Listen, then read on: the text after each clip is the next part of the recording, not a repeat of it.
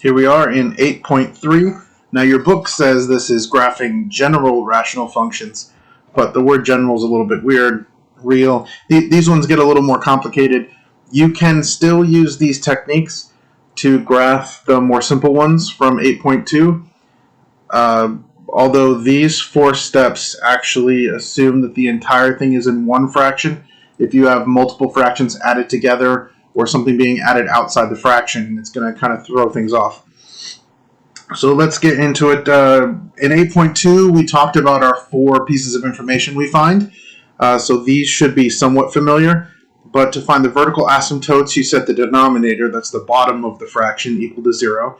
For the x-intercepts, you need the numerator to equal 0. I'm going to talk a little bit about why those are what they are when we get into our examples.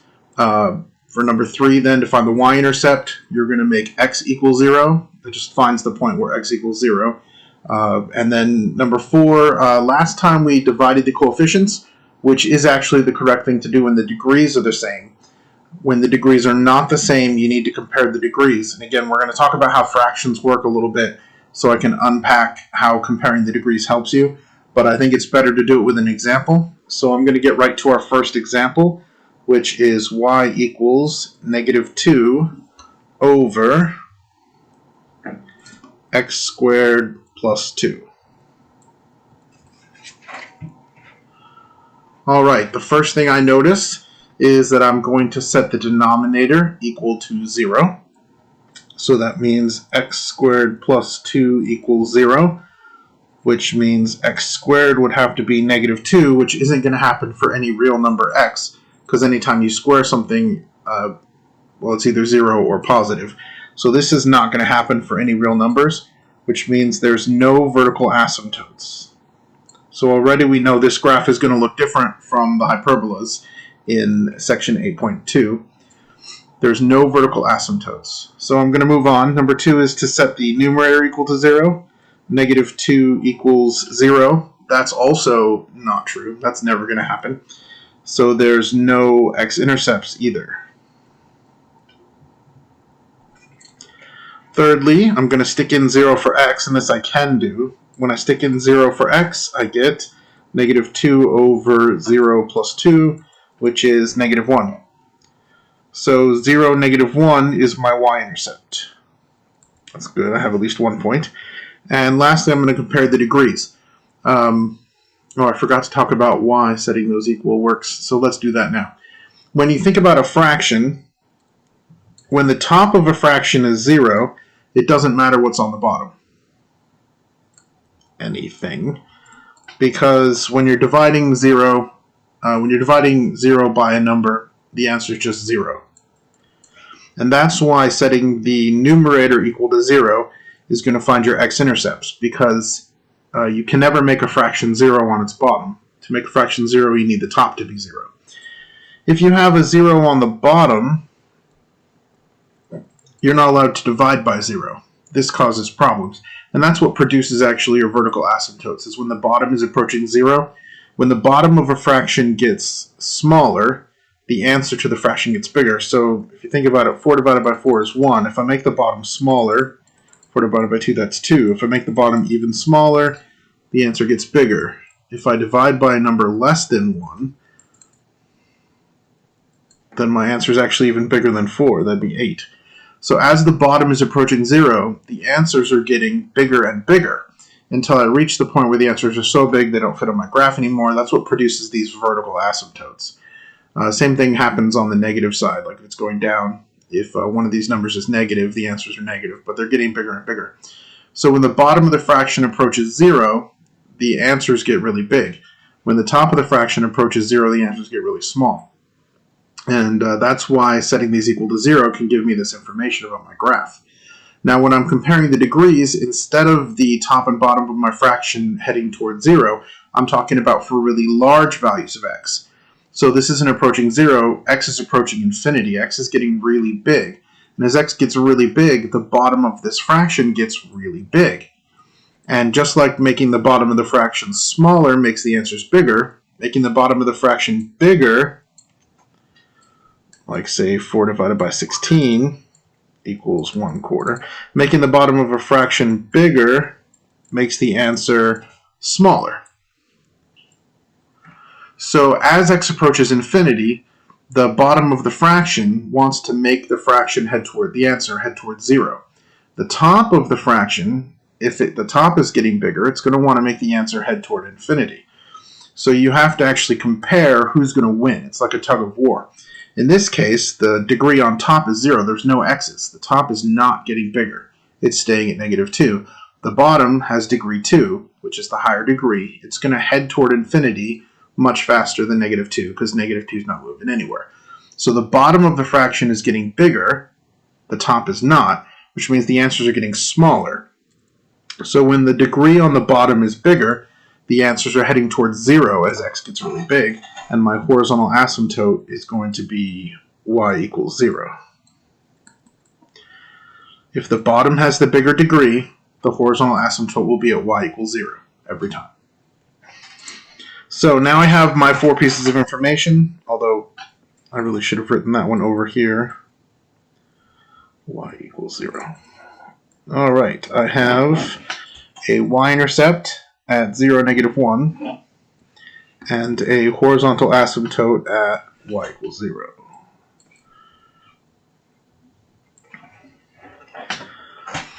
So all I know so far is my horizontal asymptote at 0 means I'm going to come from 0 on this side and head toward 0 on this side. My only point is underneath, which makes things a little bit weird. But I could stick more points in if you need them. I know the shape, but you probably haven't seen this shape before. It's the weird one, but it's one of the shapes you can get from rational functions. Let's stick in a few other points. Anytime you're not sure, you can always stick in more points. So let's stick in 1. We'll get -2/3. 1 squared is 1, so that's -2/3. If I stick in 2, I'll get -2 over 4 plus 2 is 6, which is -1/3. So 1 is -2/3, 2 is -1/3. And remember, we're heading toward this asymptote, so the graph appears to be doing this. And it's going to be symmetric. Looks kind of like a bit of water dripping from, say, the ceiling. That's what I think. So I always think of this one this way. Now, sometimes, like if this 2 were positive, it'll go up. So it'll make like a bulge in the middle. It's a pretty typical shape for when there's no vertical asymptotes.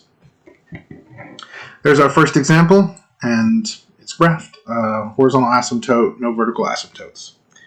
All right, my second example for today is y equals x squared over x squared minus 4. So I'm going to start with my 4 things to check. The first one is vertical asymptote. So I'm going to set the top equal to 0. Sorry, bottom equal to 0, denominator. X squared minus 4 equals 0. So that's x minus 2, x plus 2 equals 0. So x is plus or minus 2. I have 2 vertical asymptotes this time. One at +2 and one at -2. Second thing I'm going to do is find my x-intercept by setting the top equal to 0. If x squared equals 0, then x would have to be 0. So that's my x-intercept. I've only got one at x equals 0. To find my y-intercept, I stick in 0 for x. And that gives me 0 over 0 minus 4. And as we already discussed, 0 divided by anything is just 0. Oh, which I knew because my x-intercept was 0, 0. So these are actually the same point, right at the origin. And then number 4, I'm comparing the degrees. In this case, if you look, the bottom degree is 2, that's the highest power on x. The top degree is 2, which is the higher power on x. Now in 8.2, we learned what to do when the degrees are the same, which is divide the coefficients. So because these degrees are the same, we're going to divide the 1 up here by the 1 down here, and I'm going to get a horizontal asymptote at y equals 1. All right, let's graph this. So I shall start with my vertical asymptotes at -2 x equals -2 and +2.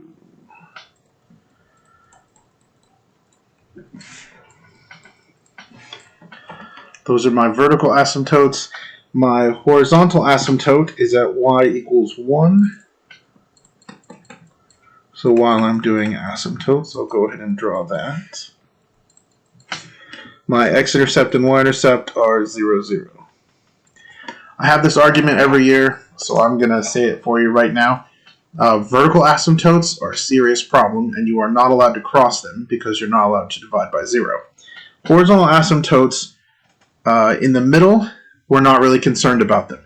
The horizontal asymptote, the way we found it was by worrying about really big x's. So when x's are small, the horizontal asymptote is meaningless, and you're welcome to change it, to cross it as often as you like. Toward the end, on either side, as x approaches infinity, you need to be approaching this line. But in the middle, you can cross right over it. Vertical asymptotes are a different story. Can't cross them. All right, so here's all the points I found so far.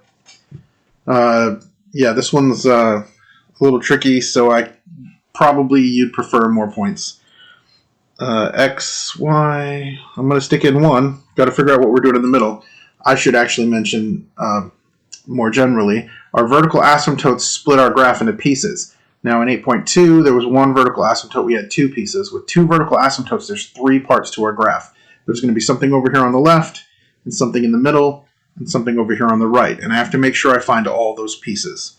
So starting in the middle, I'll stick in, say, 1. And that gives me 1 squared, which is 1, over 1 squared minus 4, which is -1/3 here. Now, since I'm heading toward this asymptote, I'm pretty confident I'll come from 0 through this point and down from my asymptote. I'll see the same thing on the other side if I stick in -1. -1 squared is also 1, so this is actually symmetric.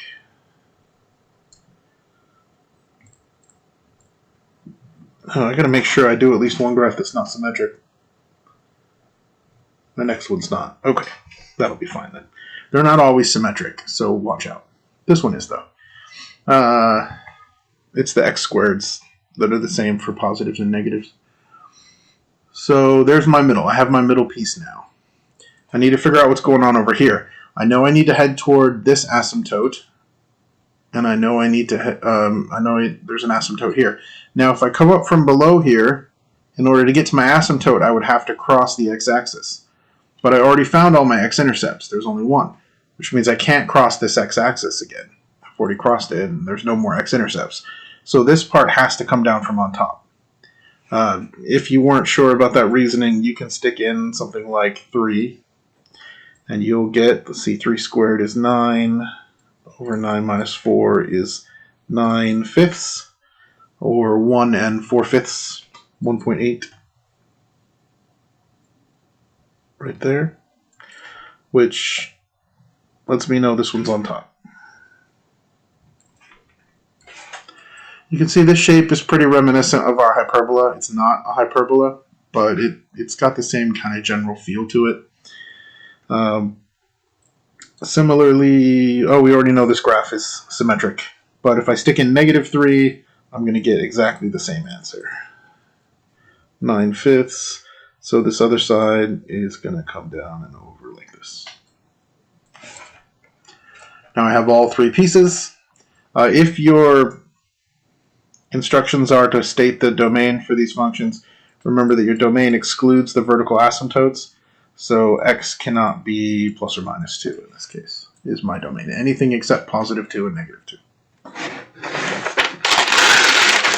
I have one more example for you, and just to be clear, the third example is going to have a higher degree on top than on the bottom.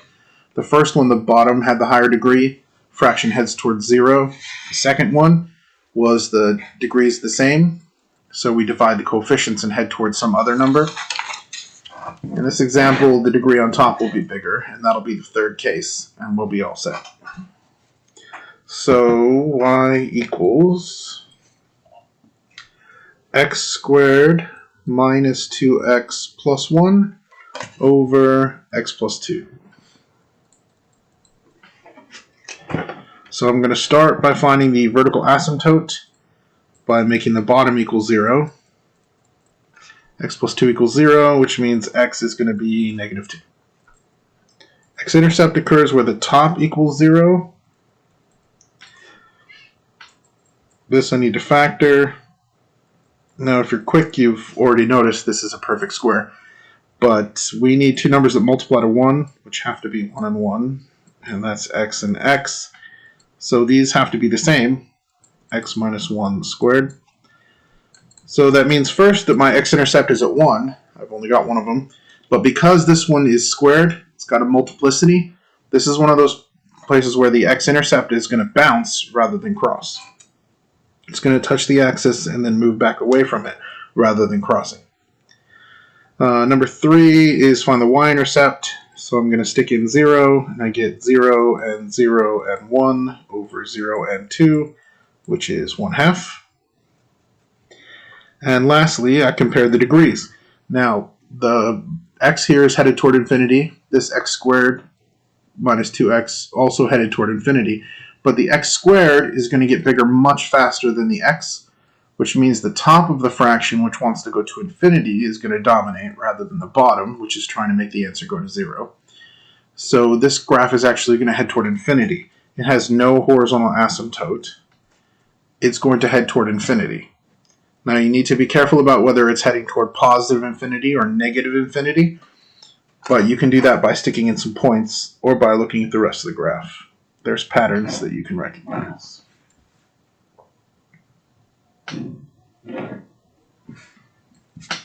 So vertical asymptote at negative 2. X equals negative 2.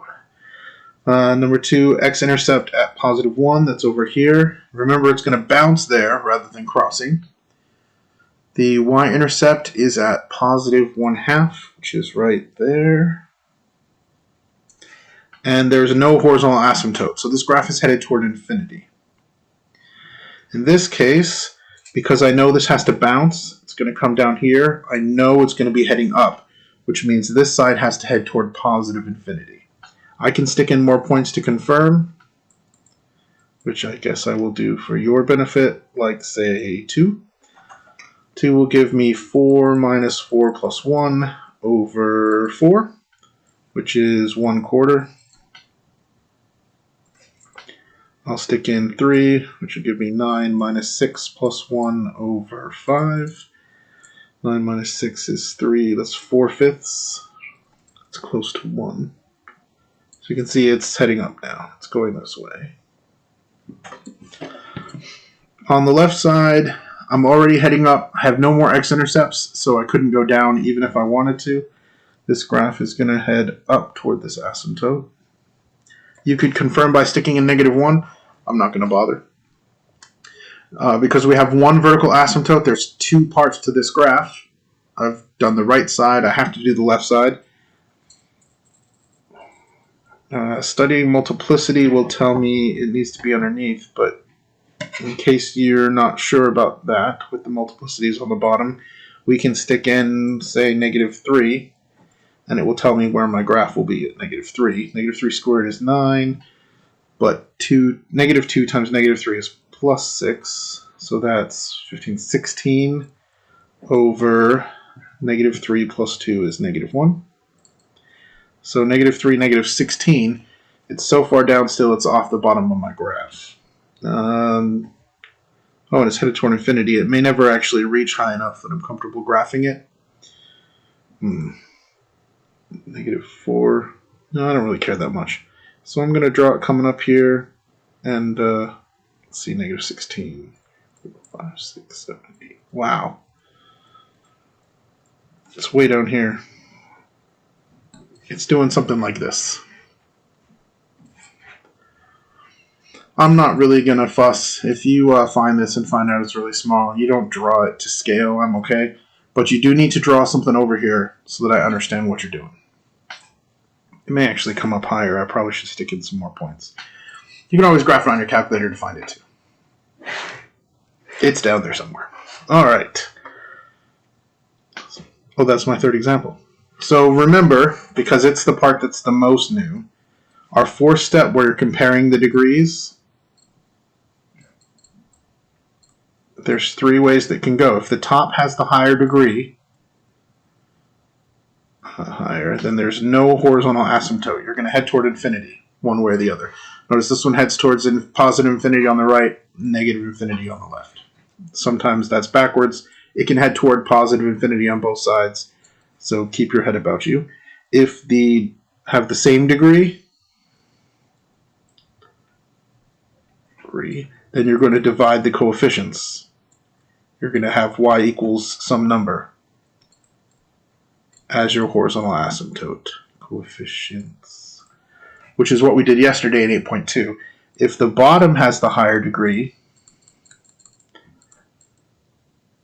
then the fraction is going to be approaching 0, so your horizontal asymptote will be at y equals 0. And you don't need to worry about the coefficients at all. It's just y equals 0, the x-axis.